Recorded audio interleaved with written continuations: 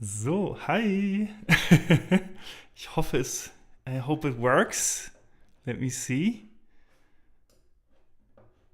Yeah. I think it works. This is my first time going live, but yeah.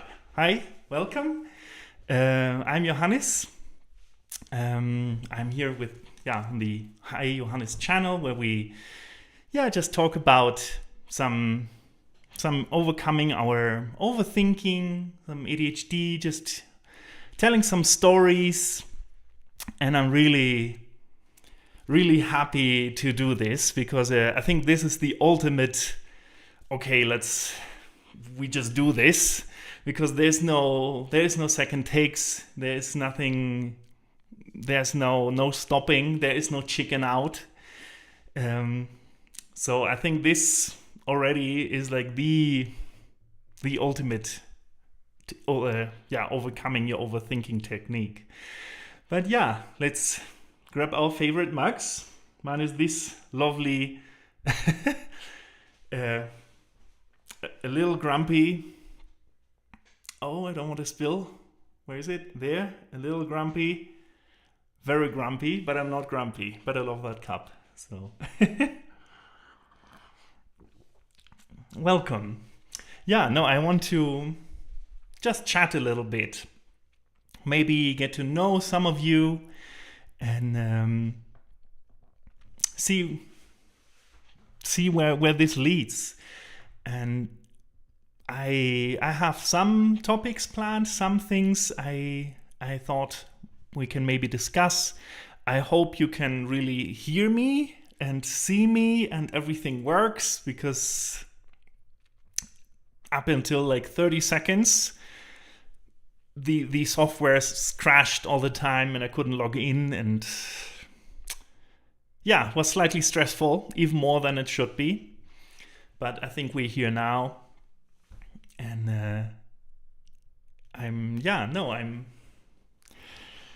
I thought about some topics.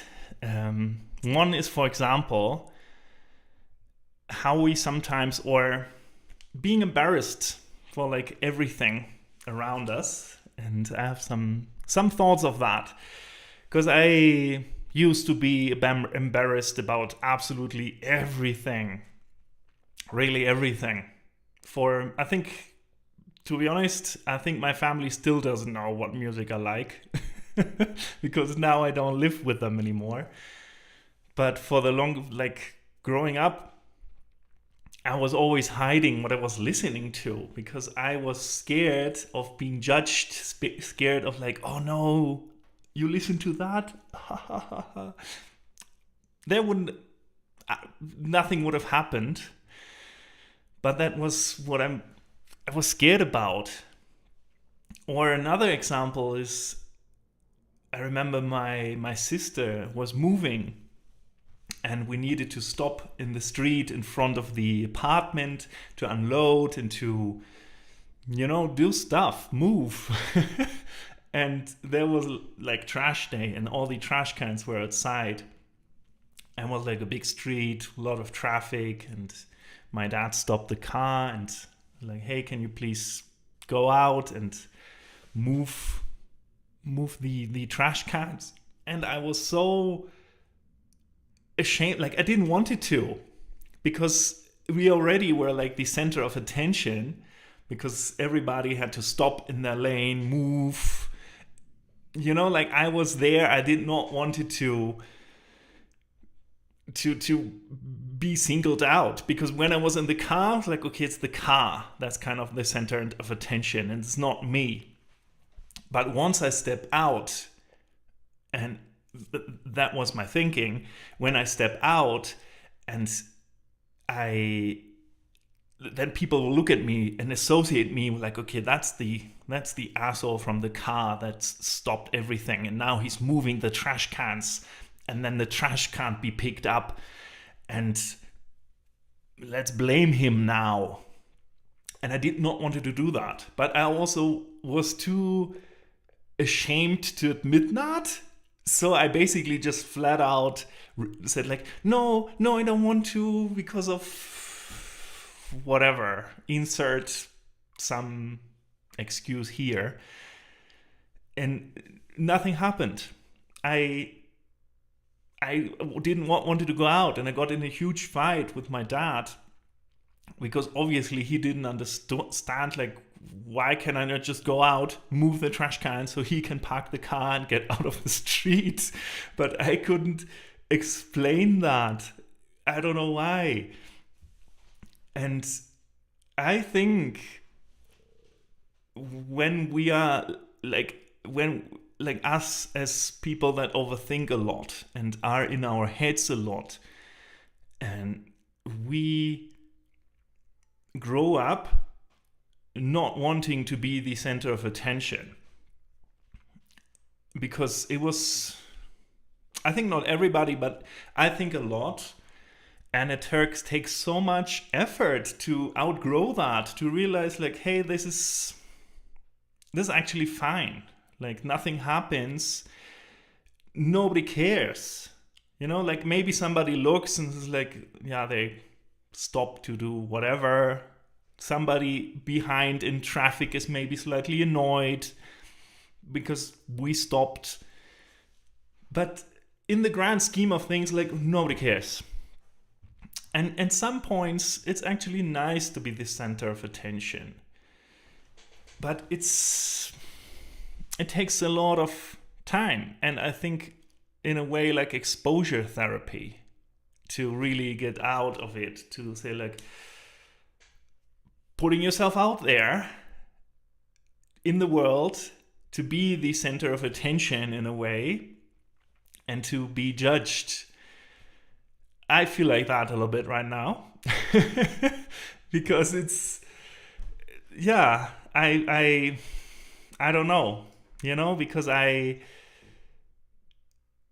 try to overcome that, because it's hindering. It's makes us miss out on so much joy, so much opportunities too. Because also, like, in the professional world, when you are when you work and you don't want to be the center of attention no matter what, then you're invisible, which is not always good, because then when you kind of want to be recognized for what you're doing, for the work you're doing, to feel that you have a purpose, no matter your job. You don't want to go there and have the feeling that nothing changes, that you do nothing, that doesn't matter if you go there or not. I think we all want some sort of purpose, and if we are not visible at all because we don't want to, it's hard to feel that. There are jobs, there are places where that's perfectly fine. I think if you are like an author and you write books or something, you don't have to stand out. Look, there's a German author. Nobody knows what he looks like. He does not write under his actual name. There are no pictures of him, no videos, no nothing. So he definitely is not the center of attention in that regard, in the business world. But I think we probably in the private world, maybe he is. And there are a lot, I don't know, I kind of lost track, I'm sorry. That will happen here.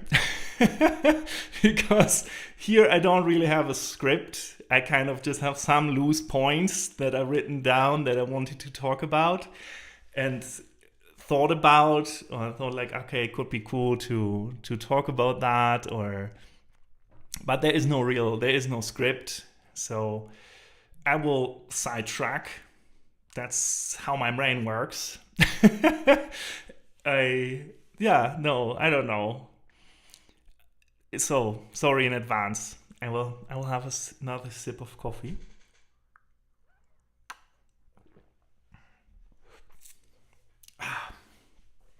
Let's see. I have no idea. I still don't know if everything works. I don't know. Honestly, I don't even know if this is live. I hope this is live. I will see. I don't know. Let me put this here. Wait, sorry, I need to rearrange some stuff here because I will also need to make a picture once for you to see what I see, because it's slightly chaotic, to be honest. But it's okay. I'm fine. I'm doing good. It's okay. Let me see what you're seeing. How do I do this? I don't know. I think like this. I think like this is fine.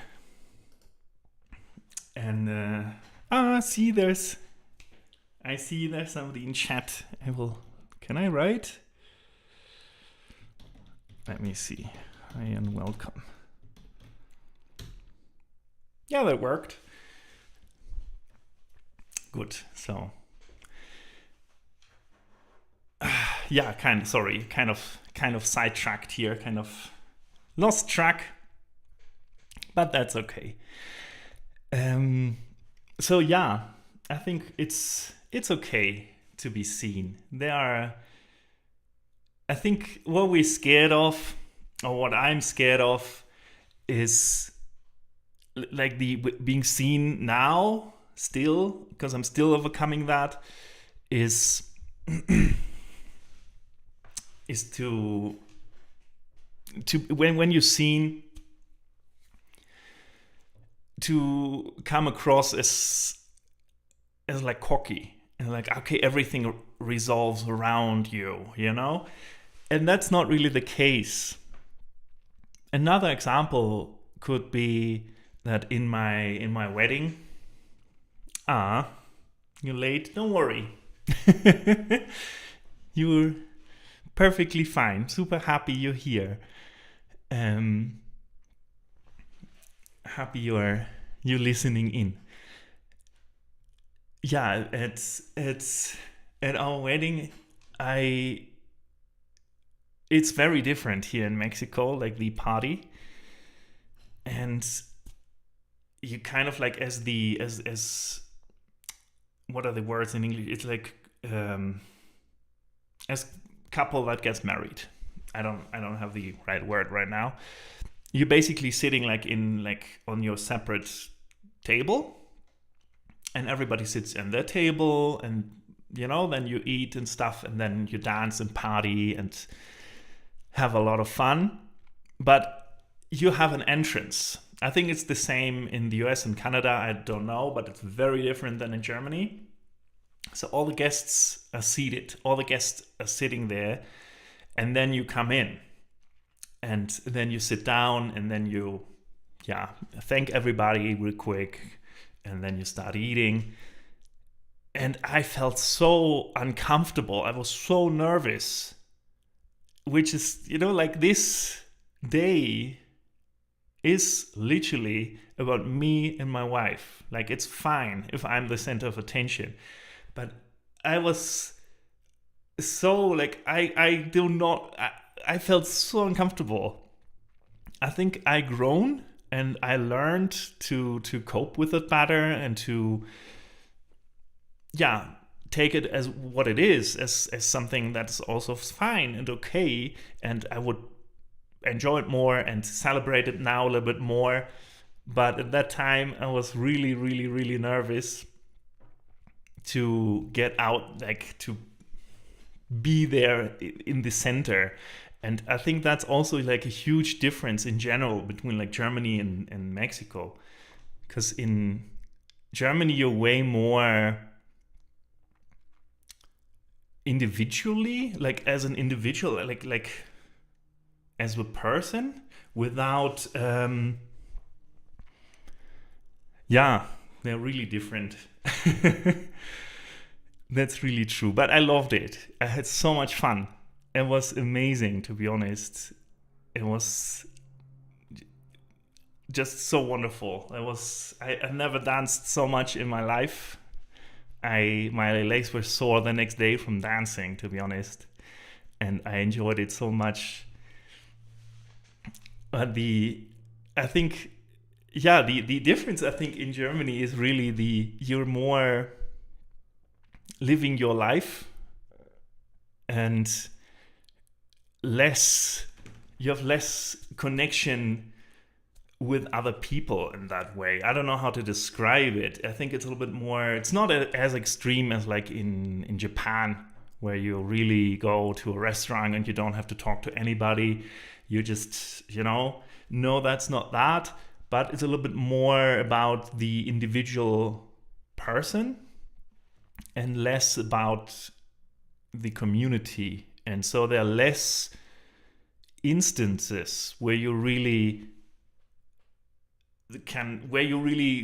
encounter that. Another thing, like for example, often here, like in a city center, or people play music and then people just start dancing, and they do that from 4 years on, or on family parties people dance and they just out there doing that. And that is not really the case in Germany. Excuse me. And it took me so long because I don't know really how to dance. Like, I enjoy it a lot. I'm getting better. But I think I overcame that here with the dancing and seeing other people doing it. Like just in the park, wherever. That I got over myself and really just went out there. And then like, yeah, I will also dance now or whatever. Doesn't matter. Like I think here even more the center of attention in a way, because I just look very different. I'm mostly way taller than everybody here. I'm blonde. I have a long beard. But everybody's saying like, oh yeah, everybody's happy to participate because everybody is just really doing their own thing. Everybody's enjoying the moment. And that is very different. That is such a big difference, and I love it. I love this culture of just enjoying moments, and it doesn't have to be planned. Doesn't really matter what other people think in that moment. I feel I don't know what the motivation is really, or how that. Why is that not a thing in Germany? But I think there it really, people get drunk more in order to do something, in order to dance, in order to get out of their shell, and not just introverts, because I don't know, I think I'm like a weird mix between, but it's almost everybody in Germany that thinks like, oh, no, I can't do this, because I've done that. I'm done that here also in Mexico at a wedding, not our wedding, another one, where I wanted to dance and I did dance with my wife, and I felt so like on the edge in a way. Like I felt so, okay, am I doing it right? How are the other people doing it? Am I in rhythm? That I didn't enjoy it. I was not in rhythm anymore. And I got super upset and I stopped. And this is I'm still recovering from that. And I'm not recovering. I'm getting better at it. But I think it's these differences. How you grew up with it. How you grow up with it. And how we can now use that in a way to our advantage, to say like, okay, but it's our life, it's us having fun. Let's just do something fun. Let's have fun. Let's enjoy ourselves, and who cares what other people think? I know it's easy to say, and we definitely care, but less, little bit less every time. And it's really fascinating to see and to attend to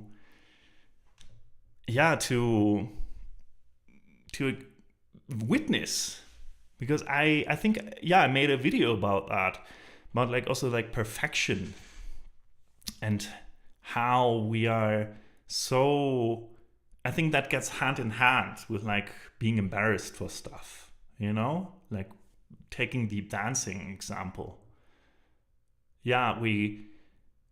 I was scared, or I was super aware of how I was dancing because I was not perfect. So I rather stopped dancing because, like, what if like some other guests I never seen in my life seen me dance and I make a mistake, or I'm out of rhythm or whatever, what they're gonna think. I'm at somebody else's wedding. I'm not the center of attention. Nobody cares. Everybody's there to have fun. And if I'm not just, if we don't do stuff, if we don't dance in that example, how can we get better? And that is like the weird way of thinking with like perfectionism. And like we have to be perfect out of the box. Like we have to just try something and be perfect immediately. I think it's also some ADHD stuff mixed in there, pretty sure. I don't know, I'm not an expert there, but I've seen memes. But it's also like in Germany, for example, with businesses, or with starting something, or with buying appliances, or you will have like the, I don't know how to say that. It's like when you buy cheap, you buy double. I don't even know. Probably that exists in English as well. I'm not sure anymore right now. The thing is, that's true for some stuff, obviously.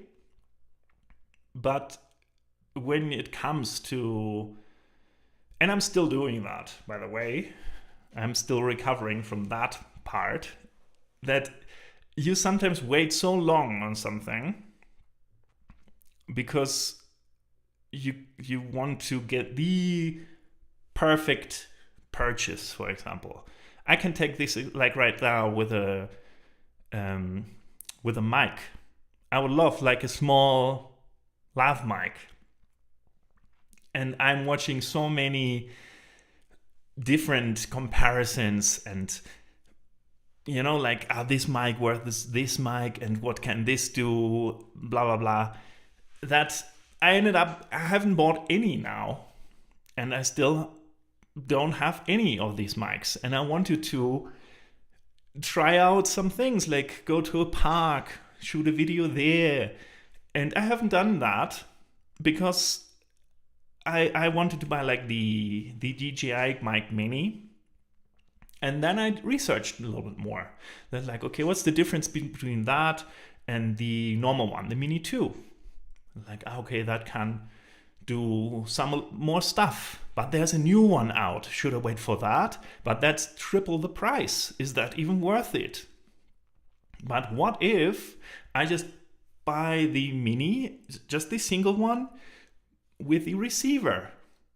Will I then be really annoyed in a year that I didn't bought the better, more expensive one?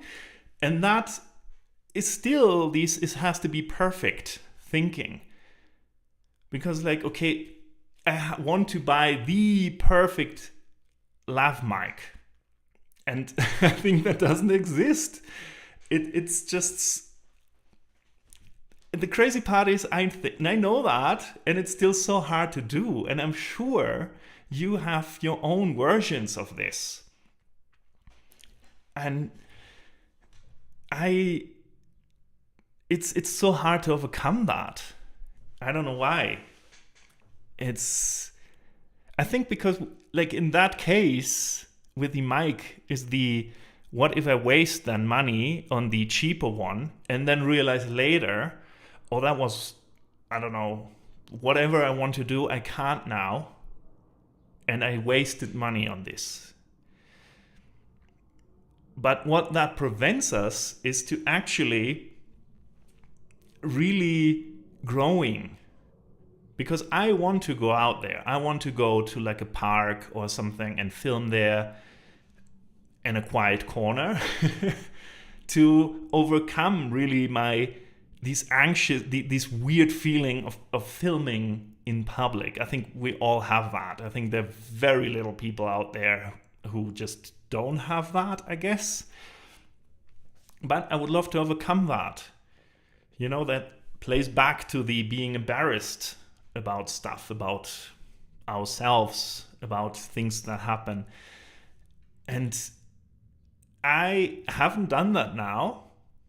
I kind of robbed myself of this experience because I just don't buy the freaking mic. And I think now that I said it out loud here, I just will do it after this stream. I think I will just go on and get the cheap one, because that's perfectly fine for what I'm doing. I'm not interviewing somebody. I'm not shooting a professional film. I'm not doing anything. I'm filming myself and filming a YouTube video. That's what I want to do. If I want to do something different where I need other stuff later on, I can upgrade. And I'm the same also with hobbies. I don't know if that's something that's exclusively me, but for example, I come from hospitality, from coffee, from specialty coffee. Worked in that my whole life. And for the longest time, I didn't need any fancy equipment at home because I always had it at work.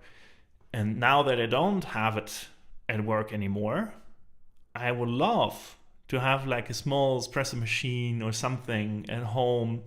And I have the perfect one that I want to buy. I just can't afford it right now. And I would love to have to experiment, to try out, I try out coffee here, just not as espresso. And instead of just getting a cheaper one and having fun until I can afford the one I really want to buy, I don't have any. And that is so weird, because we rob ourselves, I think, so often of joy because of the perfectionism. It's not just in like professional world or like businesses or starting a YouTube channel or things like that. It penetrates everything. Every small decision gets kind of encapsulated, or no, that's the wrong word. Every small thing gets touched by this perfectionism, and not in a good way. And I think all we can do really is being aware of it and trying to actively make the decision to say like, okay, I will settle for this, even though it's not the perfect match right now, to get going, to have either have fun or get better at something, or get loose, or even get started. Because I think we all, I don't know if we all do that. I do that. But I think I'm not alone in that. I can't. That we always have like the perfect plan for stuff in our head that we then don't execute on. And weirdly, that's not really the case for like huge decisions.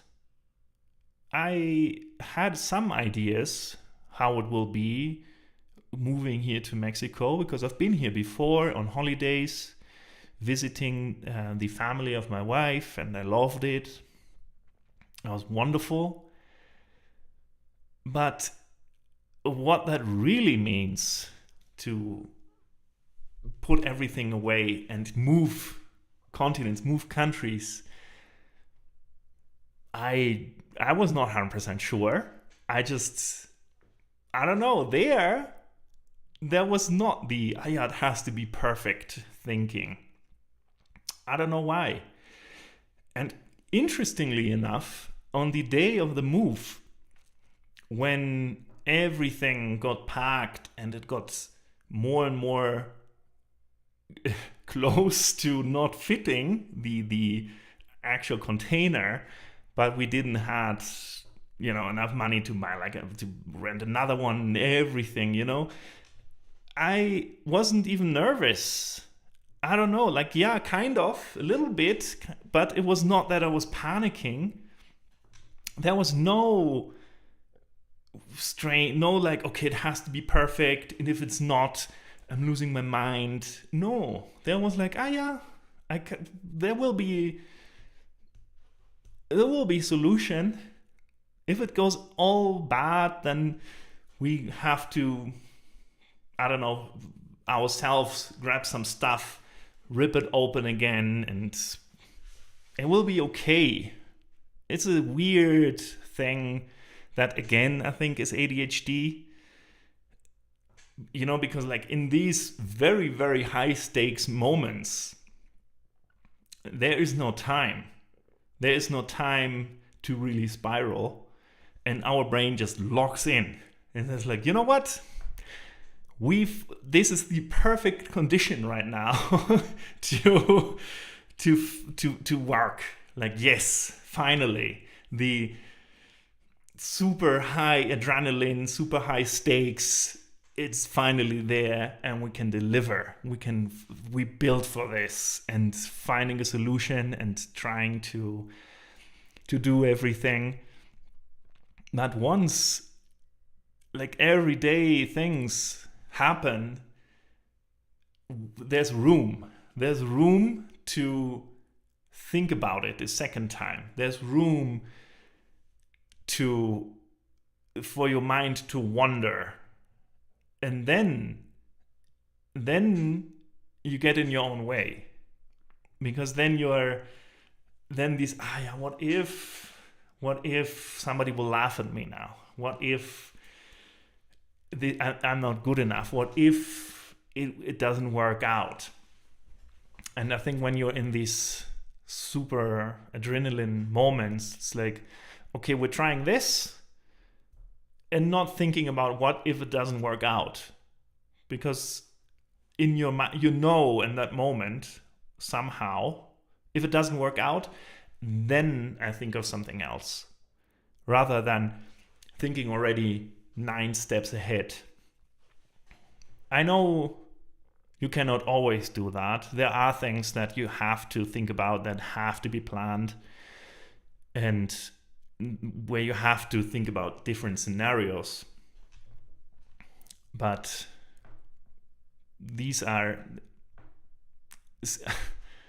also there, I think we tend to wait to the last second to do them. For example, when I started my own coffee shop in Germany, and I had to go to the bank to present my business plan and everything in order to get a loan, obviously they need everything written down. They need who are the competitors. They needed an Excel sheet with your projected numbers for the 12 months, I think. What doesn't matter. Anyway, they need all that. And even knowing better, because I did it my whole school life, I waited to the very, very last day, 2 days, to actually really sit down and do it and really go through it. And it's we need that. We need this stress. And I'm coming more and more to the conclusion, also through therapy and everything, that it's okay. It's okay that we work like that. We still get it done. I think it becomes really a problem if it gets so overpowered or so much that we don't get it done anymore, that we get so stressed that it works on our health. But I think the most stress in these situations comes from ourselves, because we are trying to emulate how other people are doing it. And other people are doing it days in advance, revisit it, revise everything to the T. And that's not how our brains work. That's just not how it works for us. It's okay that we need this weird deadline, that we need this stress to really perform. And believe me, I was extremely nervous before the meeting at the bank, because what if I didn't get the loan? Then everything I worked for, like all these months before of really actually planning, and I already signed the contract for the lease for the place. So that was already there. I already quit my old job. I already moved apartments. I already did all that. So the stakes were extremely high, and I was extremely nervous. But that once I started really presenting, like there in the bank, once I was there presenting my plan, presenting the numbers, and I was kind of 5 minutes in, I was sweating, I was nervous as hell. But once I was in the flow, and I just talked about everything, because I was really passionate about it, and I knew what I was talking about. I did not always use the right terminology for like the bank to really, I didn't know the right words sometimes to describe stuff in like bank terms or like law terms, but I could bring across my vision. I could bring across that it made sense, that I could do it. And I think that is then what matters. That's what's in that moment won over the bank guy, to say like, you know what? I don't know nothing about specialty coffee. I don't know nothing about hospitality, but you clearly do. And the numbers made sense. So I will lend you the money. And I think this is the hurdle kind of we have to overcome. We have to accept that our brains work differently, that we are in fact wired differently than other people. And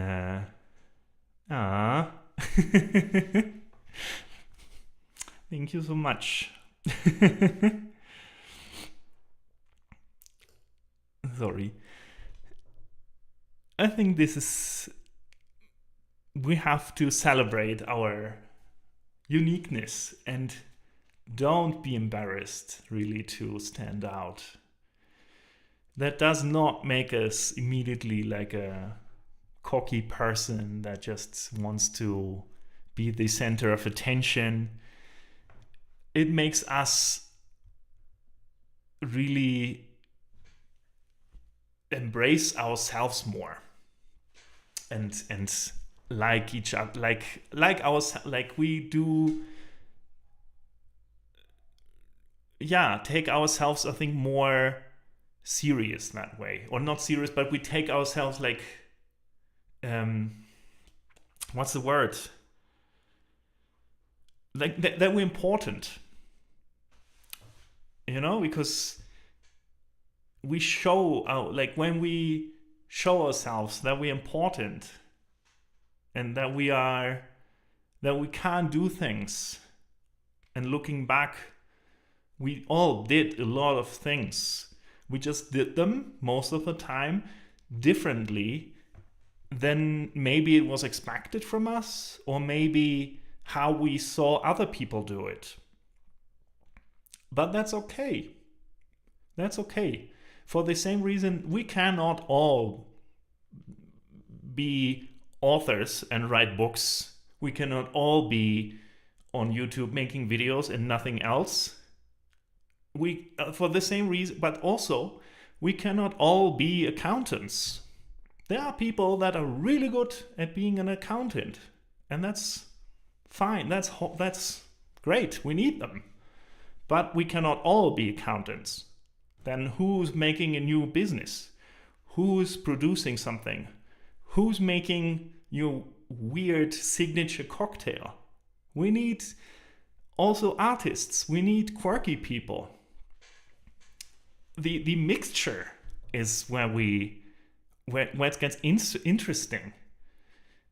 And I think we all have something that we are good at, that we're passionate about.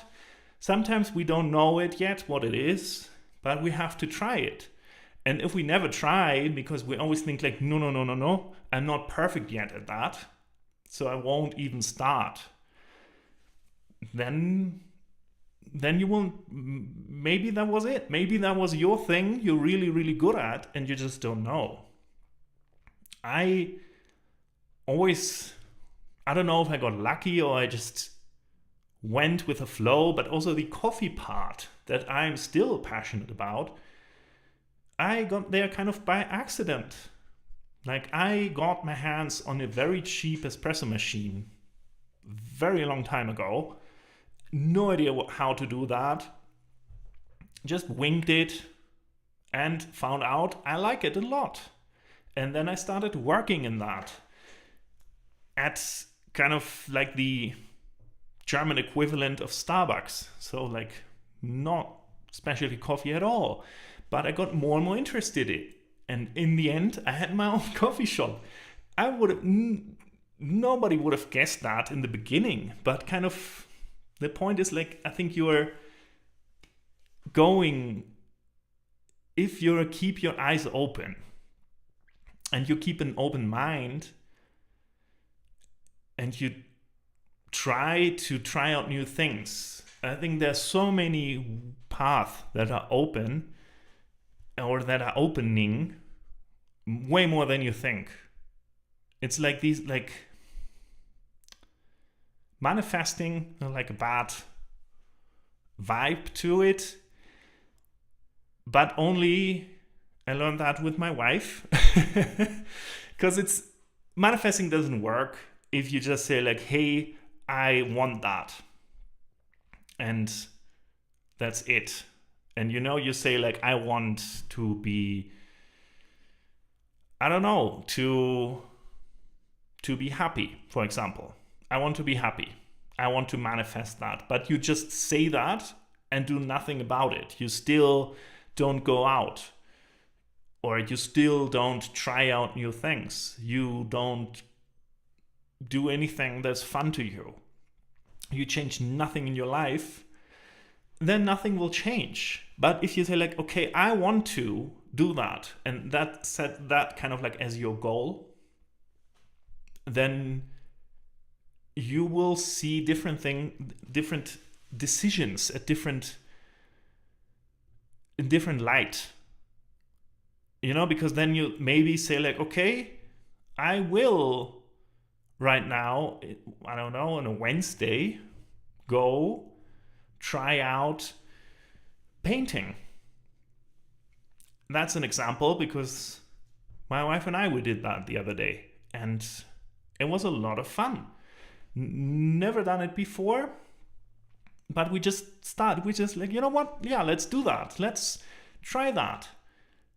And then you maybe find somebody there and make a new friend, because you're then in the moment where you both do the same thing, painting. And probably you're both never done that before, or maybe you did, but you're out, and maybe you make a new friend. Then you went, the day will always also feel longer already.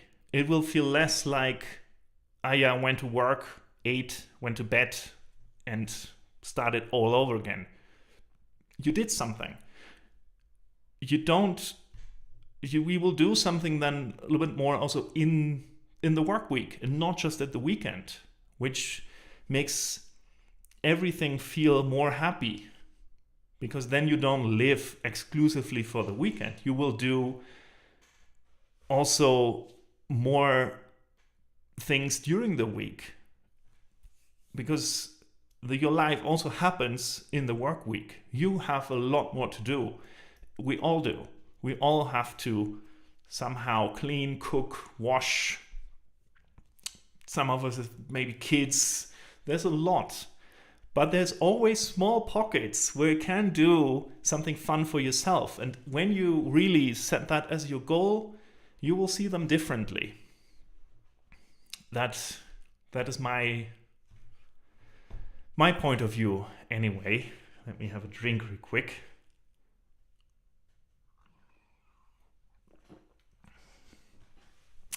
Sorry, I talked a lot.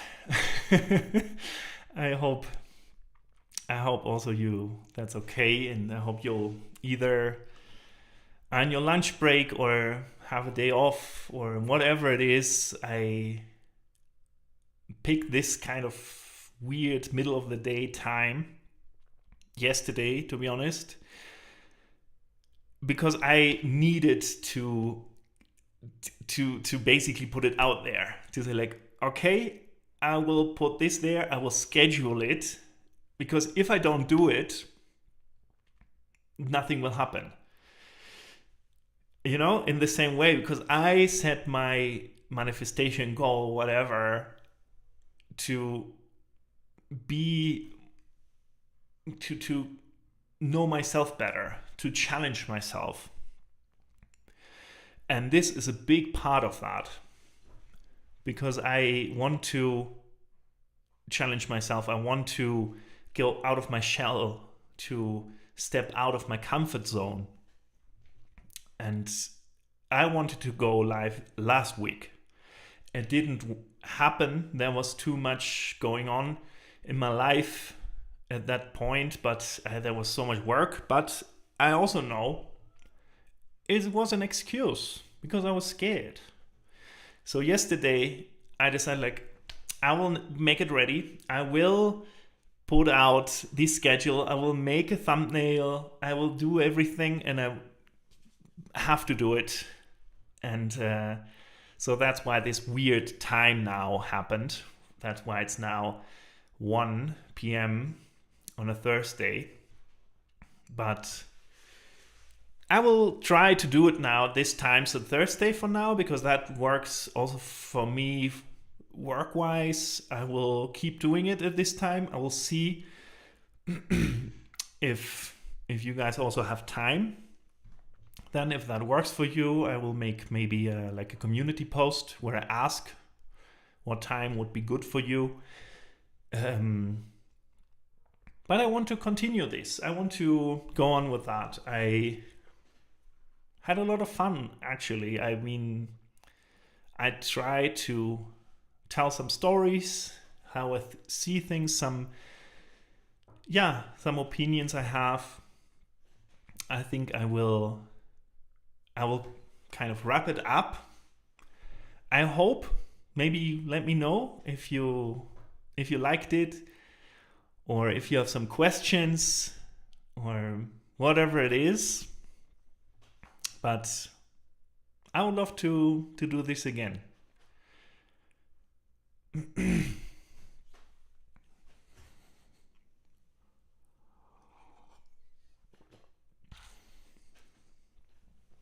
Okay, then I wish you all like a wonderful day, and maybe we see us next Thursday. Other than that, enjoy your day, do something nice, be kind to yourself, and see you next